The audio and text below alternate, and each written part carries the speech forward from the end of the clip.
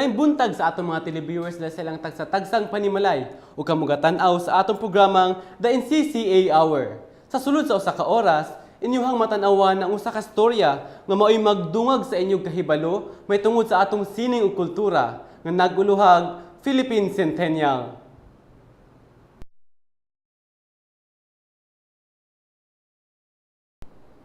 Kining programa hatod kaninyo sa Pambansang Komisyon sa Sining ug Kultura nga gipanguluhan ni Professor Felipe De Leon nga mo'y chairman ug ginang Emilita V. Almusara nga mo'y executive director.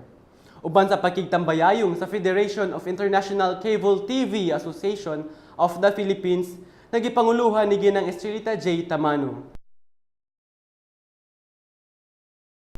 Kining atong programa, dunay pulo katulumanon nga magdayag sa atong adunahang sugilanon, kultura ug sining na atong idalit matag adlaw sa mga cable TV station sa tibuok nasod. Ako si Ferdinand Villaseñor, ang inyuhang host.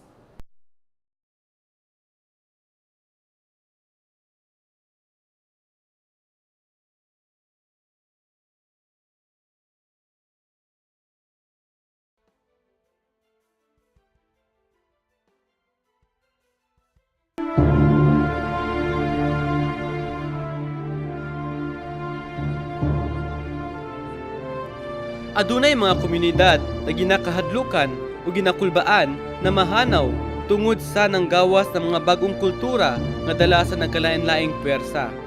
Imbis na maprotektahan o mapreserba ang pinasahing kultura sama sa atua, kita na hinuon ang ginadani sa pagbiya sa atong karaan na naandan o gamiton na ang mga bagong butang.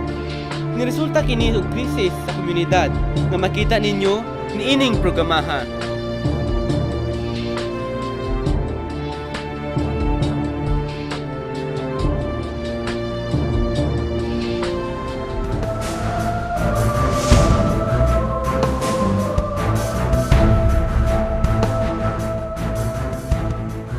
Sa taong 1978, ipagdiriwang natin ang 100 taong kalayaan. Ngayon pa lang, sariwain na natin ang kahulugan nito sa mga titik ng ating pambansang awit. Tayo po'y magsitayo, ilagay ang kanang kamay sa dibdib, at awitin nating sabay-sabay ang pambansang awit.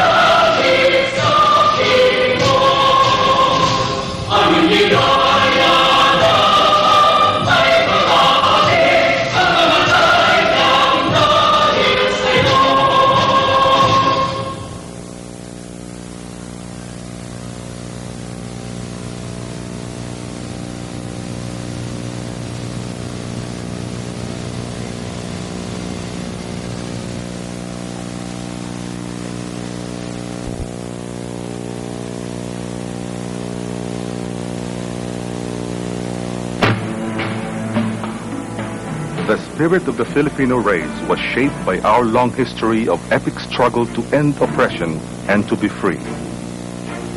Many words have been written of this spirit, but it has been embodied in one word: freedom. 1998 commemorates 100 years of the Declaration of Philippine Independence. The vision of President Fidel V. Ramos of rekindling the Filipino spirit of 1898 gave birth to the Philippine Centennial Commission. 1994, the stage was set, the Centennial was organized, and information materials were developed.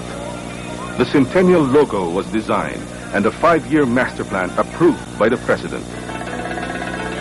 1995 saw the launching of the Philippine Centennial movement and projects for awareness which includes exhibits, workshops, seminars, and conferences, and a flag and anthem awareness campaign.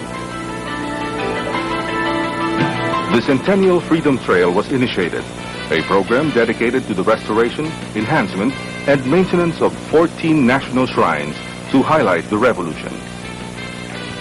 Also at this time, the master plan for the Philippine Centennial Exposition, which is the flagship project of the celebration, was completed. All plans and programs were in preparation for the first thematic year, 1996, the year of Filipino heroes. 1996 was centered on the idea of honoring all Filipino heroes. Special recognition was given to our national hero. The Rizal Martyrdom Centennial highlighted his martyrdom by reenacting his execution, which was the major event of 1996. A replica of the Rizal Monument in Luneta was unveiled in the heart of Madrid, Spain. The NCC held several national historical conferences, which served as a prelude to the first ever international conference on the Filipino Revolution and beyond, which was attended by an unprecedented number of international scholars and historians. We also observed the centennials of Marcelo H. del Pilar, Graciano Lopezina, Pugad Lawin, Pinaglabanan, Battle of Binakayan, 13 Martires of Cavite. The period of May 28 to June 12 was declared as Flag Days and saw the first dramatic and massive nationwide display of the Filipino flag ever. President Ramos called on all government officials to join the Philippine Centennial movement, which flourished not only nationally, but also in several other countries. The rekindling of the Filipino spirit, which is the objective of the Centennial celebration, is now happening, as shown by surveys conducted by the Social Weather Station. More than 50% of the Filipino population is aware of the Centennial celebrations. 81% are now proud again to be Filipinos because of their history. And 9 out of 10 respondents feel that the Centennial is indeed an important event to them individually. The stage is set. Filipinos are raring to go through the Centennial Freedom Trail. Celebrate the Centennial, participate in the Expo in Clark, and look forward to the collective rekindling of the Filipino spirit on June 12, 1998.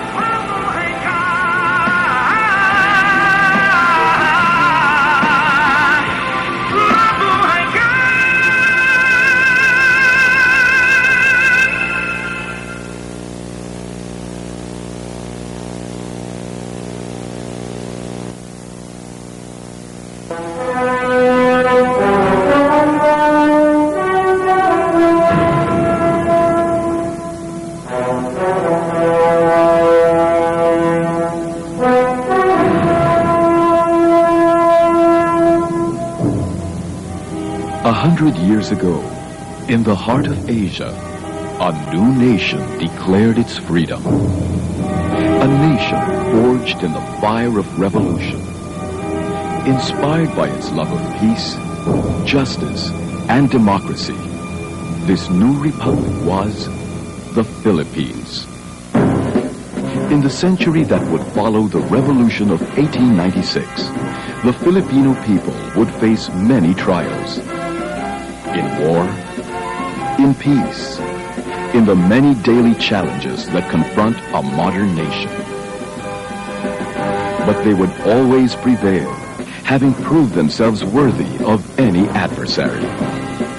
Today, the Filipino people look back with pride and joy on a century of independence, and look forward with hope to another century of dynamic growth and change.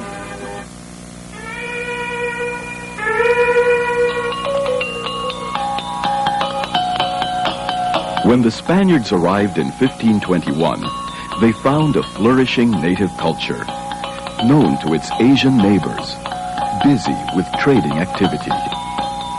The Spanish were welcomed as friends by the native inhabitants, but the Spanish had a different agenda. The Spanish sword and the Catholic cross would soon prevail over the archipelago and its people. While Spanish rule would bring some lasting influences in the art, culture, and language of the Filipinos, it would also bring great hardship for the masses, who would bear the heavy burdens of a colonized race.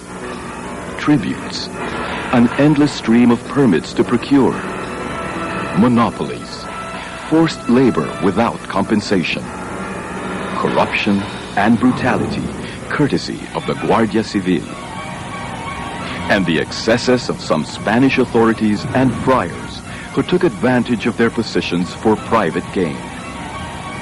Even for a people as forbearing as the Filipinos, there would be a limit to suffering in silence. Native workers and soldiers mutinied at the arsenal in Cavite to protest the unjust taxation of their salaries. The mutiny was savagely suppressed by the Governor-General, but its consequences spread. The Cavite Mutiny was used as an excuse by the authorities to move against native priests. After a mock trial, 3 secular Filipino priests, Mariano Gomez, Jose Burgos, and Jacinto Zamora, Gomburza, were executed by garrote. The garrote execution of the Gomburza would fan the flames of reform, and later, of revolution.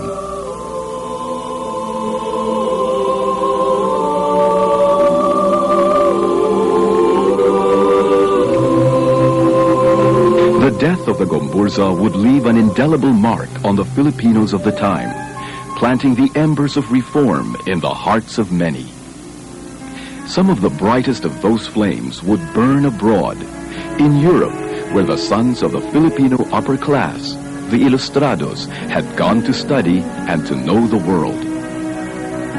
The propaganda movement launched by these young men would do much to expose the ills of colonial Philippine society, even if it meant hardship or death to some of them. Jose Rizal, Graciano Lopez Jaina, Marcelo del Pilar, Mariano Ponce, Jose Maria Panganiban were some Ilustrados whose names would become synonymous with the quest for freedom. Jose Rizal, doctor, writer, artist, but above all a patriot, returned to the Philippines and founded La Liga Filipina, a patriotic society dedicated to the spread of the ideas of reform. Noli Me Tangere and El Filibusterismo, 2 of the greatest novels in Philippine history, were written by Jose Rizal to open the minds of people to the abuses of the Spanish authorities in the Philippines and spread the idea of change. Rizal was tried by a Spanish court. He was found guilty of sedition and executed by firing squad at 7:03 a.m. at Bagumbayan, Manila. Rizal's death would further stir the flames of revolution.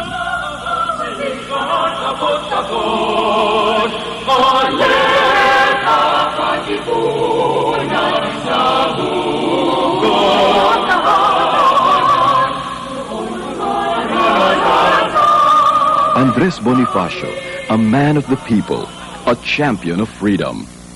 Through hard work and patient study, Bonifacio freed himself from the clutches of poverty to become one of the greatest leaders of the revolution. Inspired by Rizal's writings, Bonifacio organized a secret society dedicated to achieving nothing less than independence.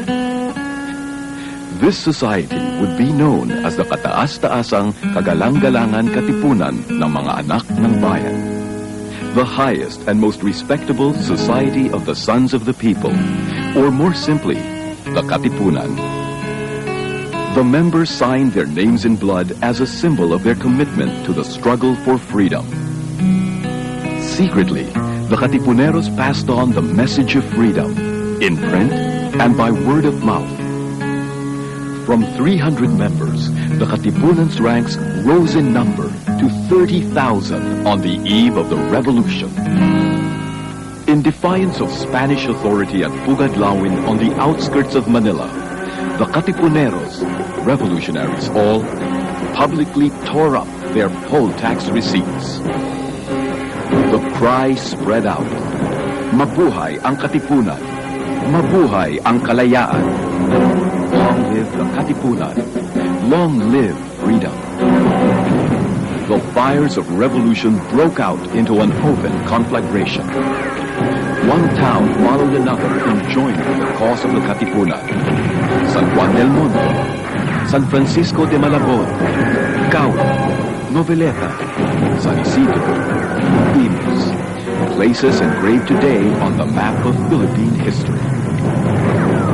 All around Manila, from late August to November, the revolutionaries gave battle and scored early victories.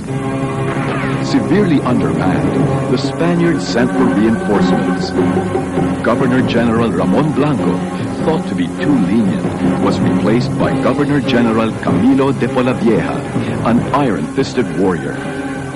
To weaken the Filipino spirit, Polavieja imposed a virtual reign of terror, arresting and executing hundreds of Filipinos. For the moment, the Spaniards regained the upper hand. Confident of their superiority in arms, the Spaniards launched an offensive into Cavite, stronghold of the Katipuneros.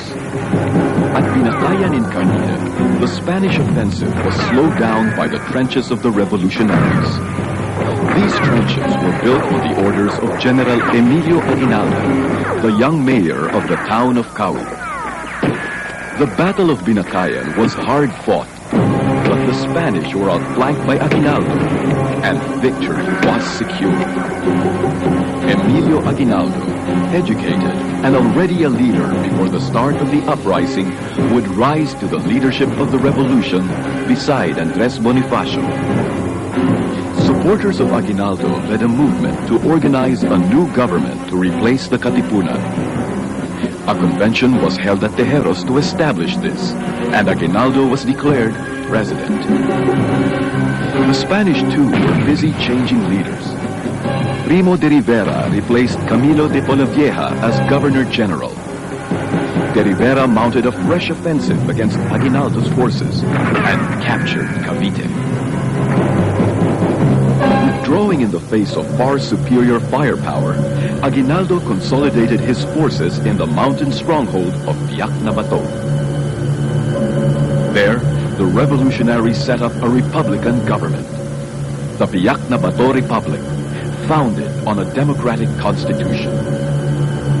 Weary of war, the Spaniards negotiated a truce with Aguinaldo. As part of the agreement, Aguinaldo and his lieutenants left for temporary exile in Hong Kong. The United States had entered the war against Spain. Aguinaldo, with American help, returned to the Philippines and resumed the struggle for independence from Spain. The Filipino revolutionaries launched a strong offensive against the remaining Spanish forces in the Philippines, and by June, practically all of Luzon had been captured. The other islands in the archipelago were soon to follow, with Filipino forces spreading out, fueled by the fires of revolution. On June 12, 1898, one of Philippine history's most glorious days, Emilio Aguinaldo proclaimed the independence of the Philippines in Caue, Cavite. 98 persons signed the Declaration of Independence. The Philippine flag, sewn earlier in Hong Kong by Mrs. Marcela Agoncillo, was flown officially for the first time, and Filipinos also heard what would become their new national anthem. The government proclaimed that Caue had been a dictatorial government, but at the insistence of Apolinario Mabini, Aguinaldo's chief advisor, it was later changed to a revolutionary government, with a Congress representing the people for advisory purposes.